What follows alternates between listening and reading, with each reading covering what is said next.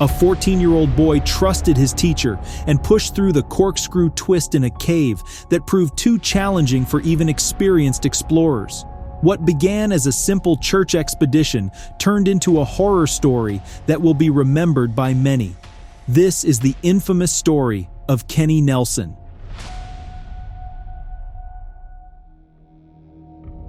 On a cool Saturday morning, a group of teenagers from the Community Bible Church in Fort Smith, led by their teacher, set out for what they believed would be a fun and adventurous day at the park. Among them was 14-year-old Kenny Nelson, a boy with a passion for the outdoors and an adventurous spirit. Kenny was thrilled.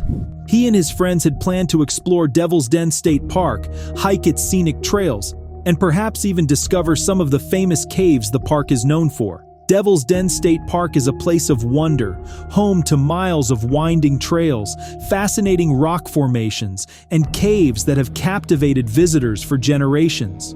One area, in particular, stands out: Satan's Maze, a labyrinth of narrow passages and deep crevices that challenges even the most seasoned explorers. Satan's Maze isn't just a name, it's a warning. The entrance to this notorious cave is small, almost like a mouse hole, barely wide enough for a person to squeeze through.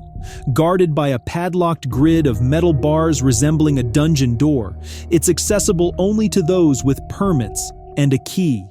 Just beyond the entrance lies the narrow corridor, where the passage immediately tightens into a space barely wider than a shoebox. Cavers must crawl single file through this claustrophobic tunnel, the wet sandstone walls glistening under the beams of their headlamps. Soon after, the path leads to the quagmire, a small hole that forces spelunkers to contort their bodies to fit through, dropping a few feet into a thick, sticky pit of mud. This section demands both physical strength and mental resilience, as the mud clings to every surface, making progress slow and exhausting. The passage remains tight, requiring hands and knees to be used for crawling, which tests endurance. The cave then expands slightly into the roomy refrigerator, a space roughly the size of a refrigerator, which earned its name because of its dimensions. Here, sitting up and catching a breath becomes possible. This is the most spacious part of Satan's Maze, offering a brief respite before the final challenge. Before reaching the exit, the final drop must be faced, the most challenging section of Satan's Maze. With its corkscrew twist and a steep 70-degree downward angle, the descent is not for the faint-hearted. The space remains tight, and the risk is high. On this day, Kenny and his friends set out on a short hike along the Devil's Den Trail. They reveled in the beauty of nature and the company of close friends. Excitement buzzed through the group as they neared the region's famous cave. Although the entrance wasn't visible yet, the decreasing number of tourists suggested the challenge ahead. Only a few decide to explore this cave.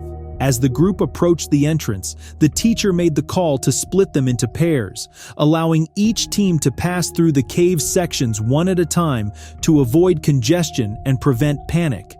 With minimal verbal preparation, helmets were handed out, and the adventure began. Kenny and his friend were in the second group. They squeezed through the tight entrance, which was even narrower than Kenny had expected, but still manageable. After about 30 minutes of moderate struggle, the two friends successfully navigated the narrow corridor and the quagmire, finally reaching the roomy refrigerator. Relief washed over them as they could finally stretch out and take a breather before the final push.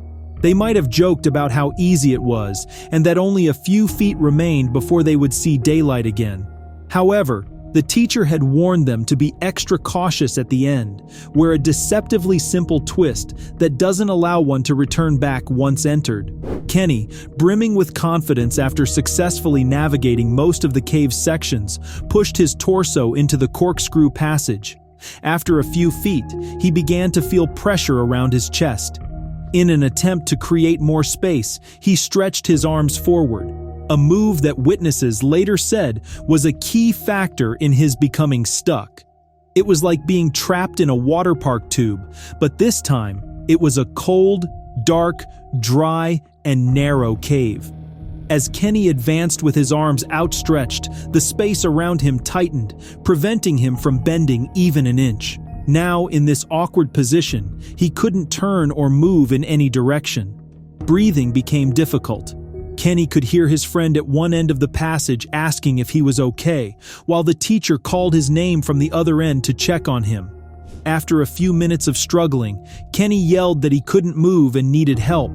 At first, the teacher thought Kenny was overthinking it and told him to keep pushing, assuring him that feeling pressure was normal and that it took time for everyone to pass through.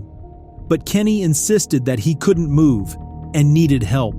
Realizing the situation might be more serious, the teacher decided to run back to the entrance, crawl through the cave, and assist Kenny from inside.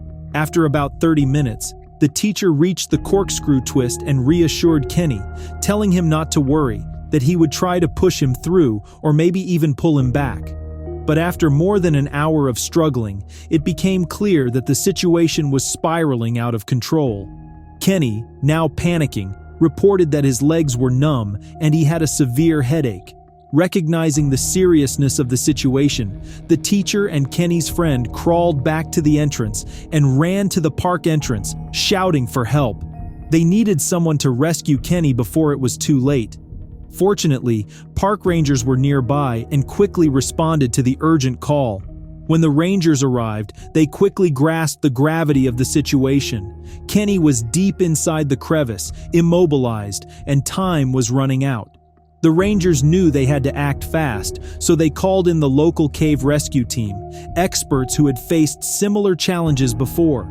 The Washington County Search and Rescue Team arrived around 5:45 p.m., equipped with ropes, pulleys, and even grease, anything that might help free the trapped boy. A helicopter stood by, ready to transport Kenny to the hospital if needed. As they began their work, it became clear this would be a challenging rescue. Kenny was positioned almost vertically in the crevice, making it nearly impossible to secure a rope around him. Every attempt to reach him seemed to make the situation worse. The narrow space restricted his breathing, and the cold was seeping into his bones. Rescuers managed to reach him, offering comfort and keeping him calm, but extracting him was proving to be a Herculean task. Hours ticked by as the rescue team tried various techniques. The tight space allowed only one or two rescuers to work at a time, further complicating their efforts. As night fell outside, the tension inside the cave grew. Kenny had now been trapped for over 12 hours, and hypothermia was becoming a serious concern. Rescuers used blankets and even a hairdryer to keep him warm, all while continuing their relentless efforts to free him. In a desperate move, the team decided to use power tools to break away some of the surrounding rock. It was a risky strategy. One wrong move could cause a cave-in or injure Kenny. But with options dwindling, they felt they had no choice. As dawn broke on Sunday, marking nearly 17 hours since Kenny became trapped, the rescue team knew they had to try something different. After widening the crevice and creating more space in the corkscrew tunnel, the rescuers finally reached Kenny's torso. They applied grease around his body, hoping it would help him slide out of the narrow crack. It was a risky move, but it was their best shot. Encouraging him to push downward with his feet, they watched anxiously as Kenny attempted to move inch by inch, hoping he could free himself from the crevice. The tension was palpable. Everyone knew this was their last chance. Then, slowly but surely, Kenny began to move. Inch by inch, he started to slide forward. The grease helped, giving him just enough space to wiggle free. The rescuers watched Kenny's face etched with fear, his eyes bloodshot from the strain. Each movement was slow and precise, a coordinated effort to ensure his safety. Finally, they managed to pull him out completely. Kenny sat on the ground, surrounded by his friends and the rescuers who had worked tirelessly to save him. He was cold, exhausted, and covered in mud, but he was alive. The Washington County Search and Rescue Team quickly checked him over before the emergency team transported him to the hospital. Satan's Maze still has a metal anchor drilled into the rock during a previous rescue mission. Tourists can visit the site, see the drilled passage, and experience the haunting atmosphere of that fateful day, a lasting reminder of the 17-hour struggle to save a trapped explorer.